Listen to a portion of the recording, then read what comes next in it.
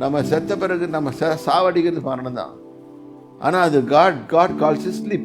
Adam disturbed the sleep, death from his sleep, and brought it into effect.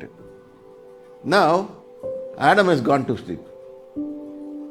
இது எத்தனை பேர் புரியுதுன்னு சொல்கிறேன். I don't know how people understand, எனக்கு தெரியல. When God created death, like Adam, he created death also. He said, you sleep. God told Adam, don't eat from the food. மரத்துலேருந்து ஒன்றும் சாப்பிடாத.